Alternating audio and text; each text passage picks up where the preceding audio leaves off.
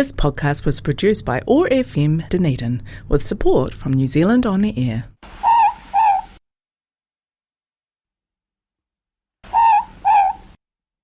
Ecological corridors are a key part of rewilding the landscape. Today's episode of Rewilding in Action looks at how landowners on smallish blocks of land can work together to restore an ecological corridor. Listen in as I look at old maps that show how fast native bush can regenerate. And I find out how a couple of donkeys have helped to restore native bush.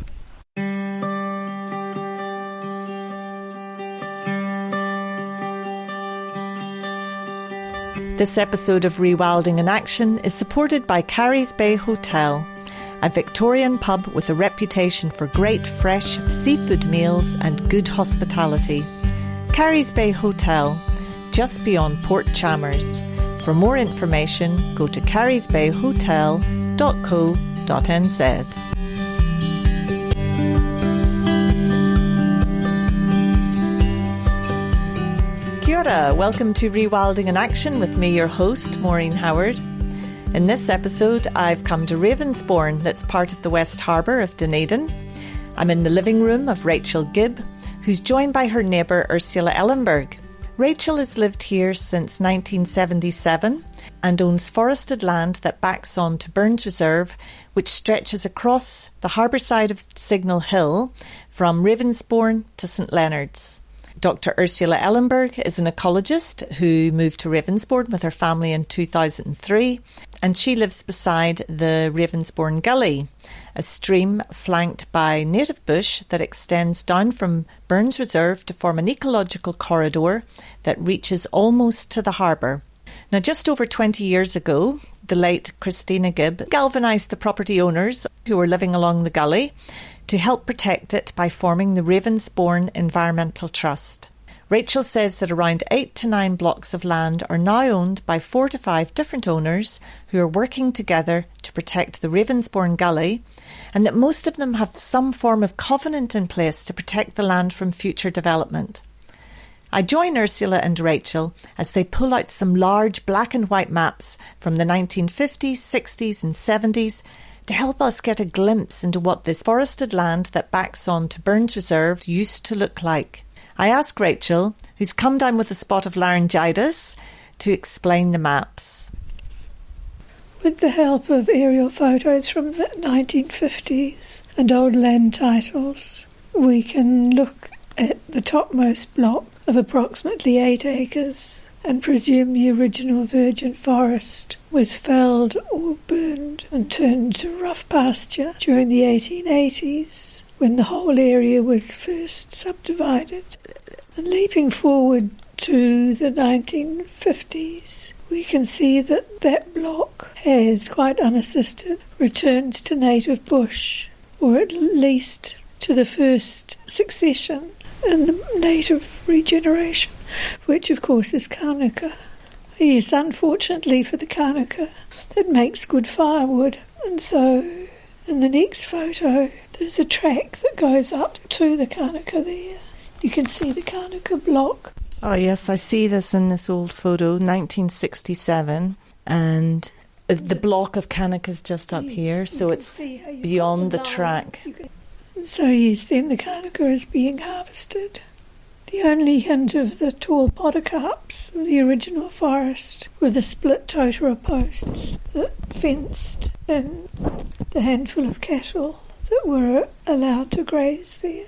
So all this was cattle paddock back in the days? It was cattle paddock. Yeah. Uh-huh. And sheep, but mostly cattle. By the 1970s, 10 years later.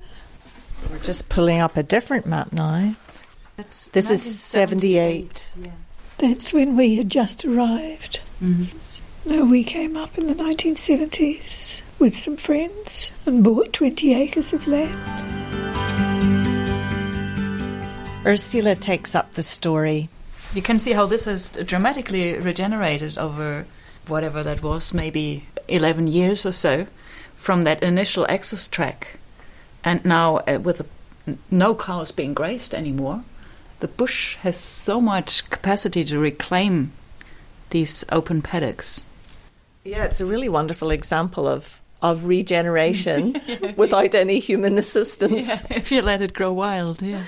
I remember like when we arrived, the gully was pretty much taken over by sycamore. So we had this really old, beautiful canucus stand that was dying, really, because it was shaded out by sycamore. So what year was that? 2003, I believe. Yeah, 22 years ago. Right. And so was the sycamore quite big at this stage? It was shading out the canuca? Yeah, it was huge sycamore trees, shading out pretty much everything. And that's when Christina, Rachel's mum, had the idea to let's get rid of that sycamore and see what happens. So she contracted people with her own funds initially, like where the trust wasn't formed yet. So she contracted people to cut down that sycamore, but in a really clever way. Like she sent them up into the trees, like tree climbers, and cut them down in sections, leaving the sycamore on site to rot and provide habitat for, rotting away. Like dead wood is so important in a forest setting. And what was absolutely amazing, because we are living right above the gully, right adjacent to where it initially felt like a clear cut. And within 5 years, we had like lots of 5 fingers and things were just shooting up. There was this seed bank of natives that just popped up and reclaimed this gully. And although we lost, I think, one of the canuca couldn't quite recover, but all the others are really healthy now. Mm-hmm. And there's a lot of, slower growing things, including Remo and other stuff that will take another 100 years to show, I guess, and Totara. But they're all coming back up again, which is fascinating, yeah. That is so cool. Yeah. And what about the sycamore then? Have new little seedlings come up? Oh God, it's a constant battle. They're just so, like, there's a reason why they're so invasive. They pop up and it's constant weeding, really. However, you do get, after 5 years or so, then there is very little sycamore left, because they only seed once they're 5 or 8 years old. And so that you can, if you cut them down before they get to 10 years old, and if you keep doing that, then there are fewer and fewer that you have to get rid of. I understand. It actually makes it a fairly manageable species, but you do have to keep on top of it. But it is one of the few trees that will just spread right through a forest, isn't it? And take over and change that whole forest unless you take action. If you allow it, it'll shade out everything else. And unfortunately, we have a lot of big sycamore still in the area that kind of reseed, but I think we're slowly winning. About 1,000 of them cut or poisoned over this last 2 years. In the latest block that I've bought, it was completely covered in sycamore. They only cut down the largest of them, or the ones that would fall in places where people would likely to be. And the rest of them, we used a method called drill, fill and kill, where you drill holes in them and then fill it with poison, and that kills them, and then they don't regrow. And that way they can still be standing there as, I guess, structural habitat for birds and so forth. They slowly fall down, and they're much less dangerous to be falling once they're dead and light, and then the winds will blow the tips of them off and slowly take them on down. Right. Is that Basil X? Yes, it is. Yeah. Okay. Yes, Matt and his team with Monowile Ecologic. So you've had a lot of help, and has that been funding that your trust paid for, or is that... It's either me personally or grants through the Regional Council or the DCC. Right, so a bit of a combination of both. So what other ongoing work is happening in the gully and up above to help protect it? What I did in about 2009, one of my lower paddocks was starting to become overrun with gorse. I wanted to plant that out, and I saw that my donkeys liked to browse at the gorse, and so I fenced off the top part where it went on into Burns Reserve, and then I let the donkeys browse in there. And this is Oscar and Betty? This is Oscar and Betty, yes. And they browsed in there. And what they did, although they didn't eat all the gorse, they ate enough of it to make tracks through the gorse to make it accessible, and they deposited small lumps of fertiliser as they went. And so then we could go in after them, and then of course fence them out, and then go in after them and plant about 1,000 trees. Wow, so they made little tracks, I guess, between the gorse bushes. Between the gorse bushes, yes. And then it just meant we didn't need to cut the gorse, and we didn't need to put little protectors around the trees. Because the gorse was also protecting? And how has it worked? The gorse, first of all, grew really tall and spindly, and I used to go up, for about 3 years I went up with my loppers and just made sure that the light wells were being kept open so that the natives could grow up better. But then the gorse just kept growing up and it became quite tall and spindly, and then it fell over and died. And I found that the native saplings were quite resilient to being knocked over by gorse trees. It's a great way of working with what you have. Absolutely, you gotta use. Yeah, you got to use what you have to advantage, and gorse often provides a really great shelter plant. And since our native trees, the seedlings are used to grieve, they're used to cope with quite a bit of shading. By the time they grow through that shelter and then can themselves claim that place and shade out the gorse, we heard about gorse like the seeds can last decades in the ground to come back up. But once you have an established native forest above, it has won. There's no young gorse coming on underneath there. There's young seedlings of natives coming on up, but no seedlings of gorse. And But also gorse has a lifespan of about 20 years, after which it will die on its own. So it creates a wonderful mulch underneath the native seedlings as well. And that can often be an issue because when we clear land, you can get a lot of soil erosion. And so, part of the recovery of the land is to build that up again. So gorse can actually play a bit of a good job in that too. yeah, as long as you allow those seedlings to actually come up, because with possums, for example, in the area, they're very good browsers that can completely clean out, or deer or, goats in some places can completely clean out those native seedlings that are trying to come up. So you can't just rely on nature taking its course. You got to help it and control these browsers as well. Yes, so that brings us on to there has been quite a lot of pest control in the area. So I take it, are all the goats gone? Well, there were about 120 goats culled from there a number of years ago. I suppose it would have been 15 or 20 years ago. And the city council, I think it was, came and cleared 120 goats.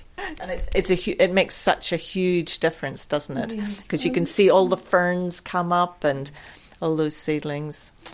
There's no deer through there, is it? No deer. There are the odd wild pig that I've seen occasionally, but I haven't seen huge problems. They haven't got up to those numbers. Yeah, where they really disturb the ground cover. Yes, that's right. Yeah, and root it up. Yeah. So coming on to more recently, so you were one of the signatories to the Ravensbourne Environmental Trust, is that right? No, actually, I was the witness. We were just a handful of people at the start, and very much the trust was driven by Christina Gibb, Rachel's mum. And so it was just a few neighbours coming together at her place, having a cup of tea, and saying, look, we got to do something about that central part of the gully that was completely overrun by these large sycamore trees and Old Man's Beard and a few other issues. And so Christina decided, let's form an environmental, like the Ravensbourne Environmental Trust, and had everything ready. She was absolutely amazing she was our first chair. Yeah. And had everybody sign, and to make it official, they needed a witness, and nobody wanted to be that volunteer witness, so I signed as a witness. And she put so much effort into rewilding that gully.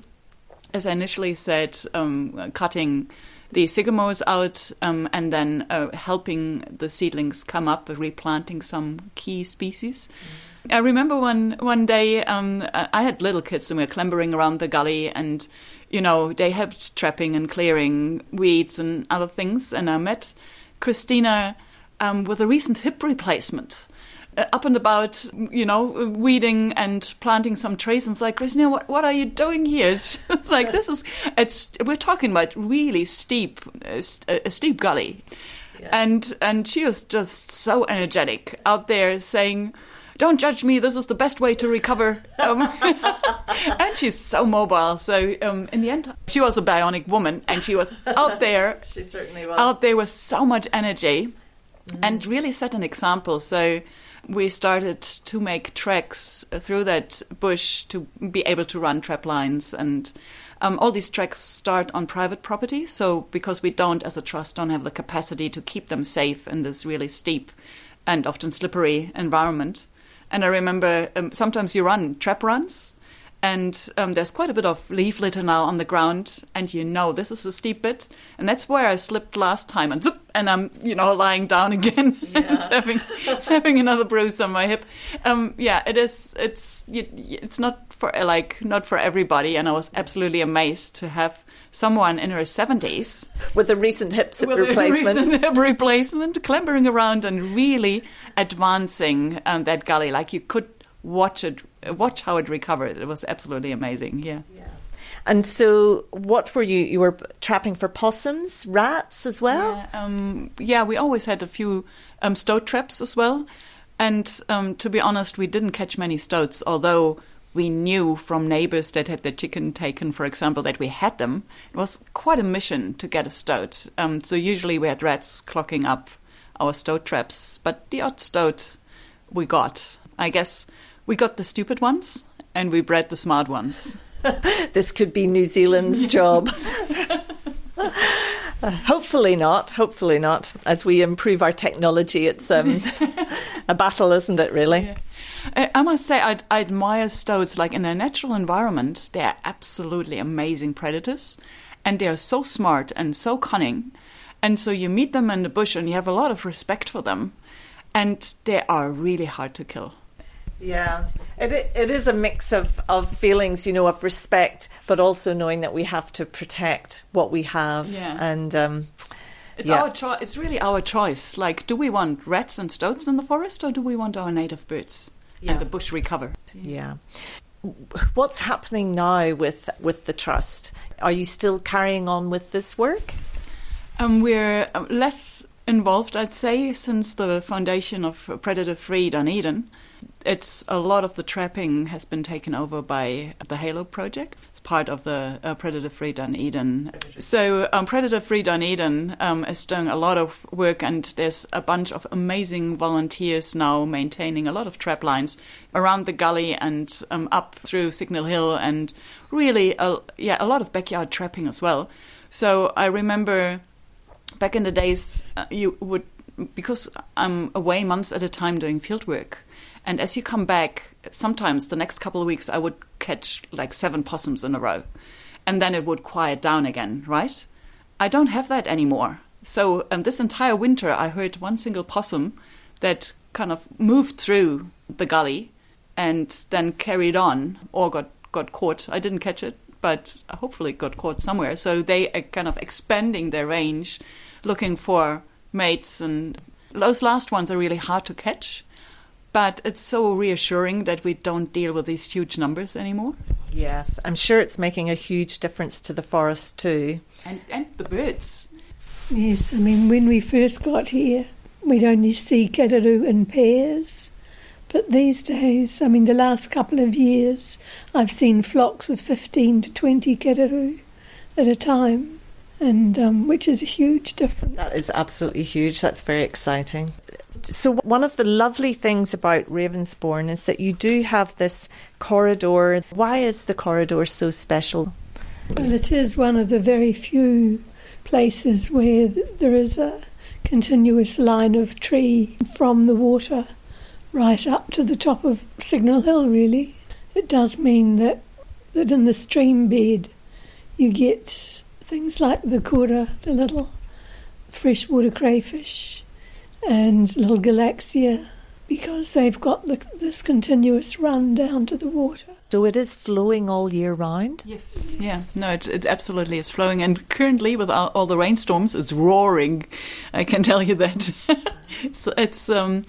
I mean, we are lucky to have that gully because while we have paper roads, if you look at the map, there's still paper roads cut out officially. You can't. It's public property. You can't build there. You can't do anything with it. We'll never make a road there. It's just too steep. So it was, back in the days, probably a rubbish tip for people. It's quite interesting when we, with the kids, went exploring in the gully. We found amazing, like, shoes that were 120 years old and like old tires that weren't yet pneumatic. Like, we've taken a lot of, 20 years ago now, a lot of rubbish out of the gully. And unfortunately, some people still think gullies are good to throw stuff in. So we need to make it easier for people to get rid of old fridges and other things. Yeah. Yeah. I guess that's another episode. Yes. But it is an example of the kind of the ongoing care that's needed. Yeah, I guess so. Like, just people owning the gully, feeling responsible, looking after and appreciating what it brings to us. Like, I think a lot of people around Ravensbourne are now enjoying having way more birds in their backyards, grey warblers, even shining cuckoo made their homes since quite a few years now because we have such a large population of grey warblers in the gully and around. And it's really, I think people appreciate it. Yeah. And so for you personally, Ursula, are you very glad that you moved here? I wouldn't want to live anywhere else. Yeah, I really enjoy. Back in the days when we first came here, being stupid and from the Northern Hemisphere, we thought, oh, south facing, oh, that's good. and then there was this lovely wooden villa, which we quite liked, like the sort of, you came in and it gave you a hug. Needs a lot of maintenance, but then you need, have a list ready for Grandpa when he comes visit. And I'm getting sidetracked. I'm just rambling. But it is true that Ravensbourne is a south-facing community, and perhaps in some ways that's been its saving grace. Yeah. In terms of the biodiversity and the bush that's been left there, and the bush that's up above. With Burns Reserve. Would you say? Yeah, I guess when you read those old diaries of people that come like sailing into the Otago harbour, but 150 years ago, so they couldn't have a conversation on board because there was like the bird song. Tui's bellbirds was deafening. You hear complaints about people like you can't have a word here. Like the birds are absolutely drowning out our conversation. And this idea of restoring that sort of dawn chorus, I think, has really captured our imagination. And it would be lovely to have more in the way of corridors around the place, of bush corridors. It would be amazing to have a bush corridor that went from the town belt on through Burns Reserve and then all the way out to Watakanui. Yes, that beautiful corridor to bring the kaka. The kaka are quite mobile. Like kaka currently are already, can I say, exported from Orokonui? Because we had like kaka even flying all the way over Allen's Beach on the Otago Peninsula, for example. We certainly have kaka, visiting Dunedin occasionally and getting in all sorts of trouble. Yes, I've seen kaka fly past here. Yeah. And we have ruru at night. Yeah. A little more pork. That's wonderful. But having like a corridor for like birds like tomtit and other, maybe even robin, can I be that ambitious? That could come and re-establish in a forest that is re-naturalized and rat-free would be pretty amazing.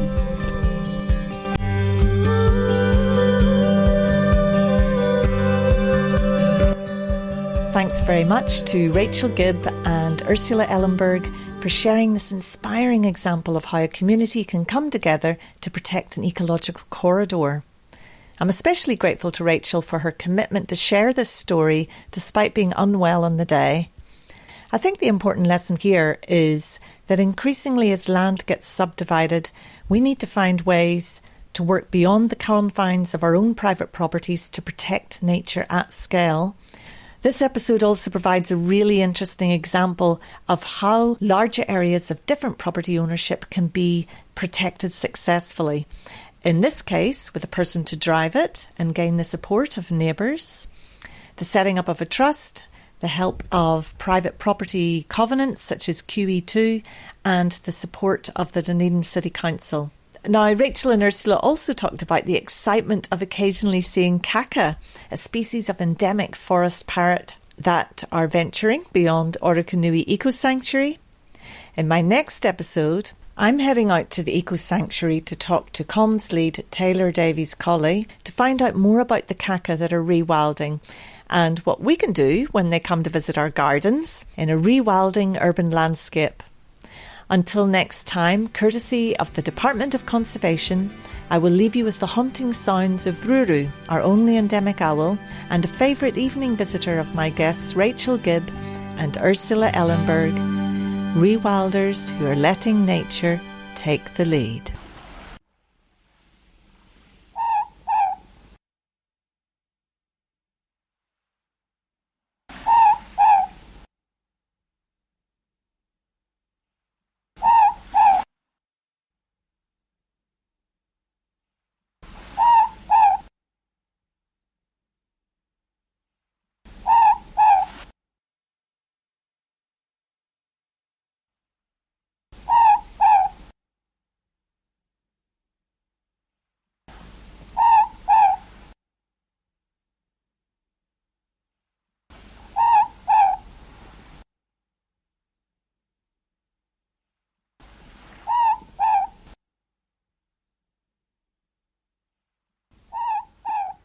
This podcast was produced by OAR FM Dunedin with support from New Zealand On the Air.